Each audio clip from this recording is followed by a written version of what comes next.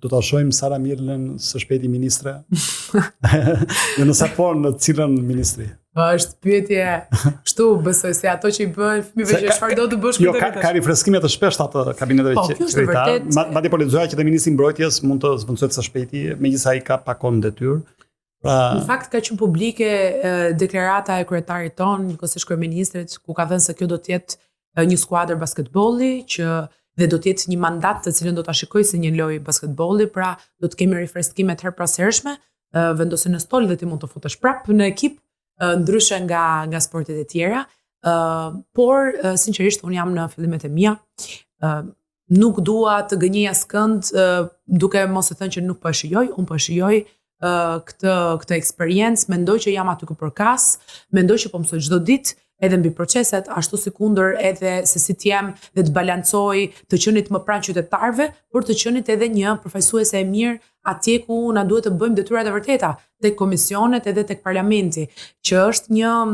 vend ku në fakt qytetarët nuk kanë dot shumë akses dhe ndoshta ndonjëherë i duket si një punë e padukshme, por që më besoni merr një pjesë të mirë të kohës dhe të angazhimit. Me troqi vëmendje në fakt një prononcim juaj në parlament për impaktin social që do ketë korridori 8 në qarkun e Elbasanit. Në fakt edhe duke ngritur disa shqetësime reale për disa nga banorët. Kjo është e vërtetë sepse zonat të cilat unë përfaqësoj drejt për drejt janë ato të cilat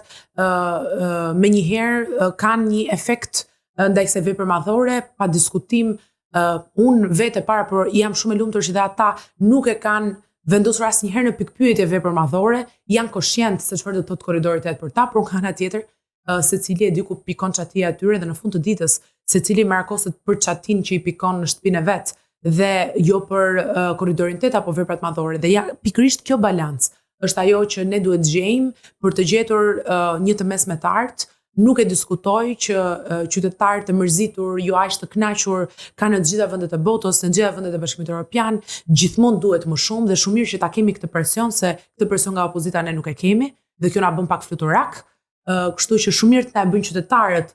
këtë presionin për të qenë ne me këmbë në tokë, për të punuar për këtë balancën, për të mos u distancuar prej halleve dhe problemeve të tyre. Profesor, unë dua të jem e sinqert me ju dhe t'ju them se sidomos vetë përpiqem gjatë gjithë kohës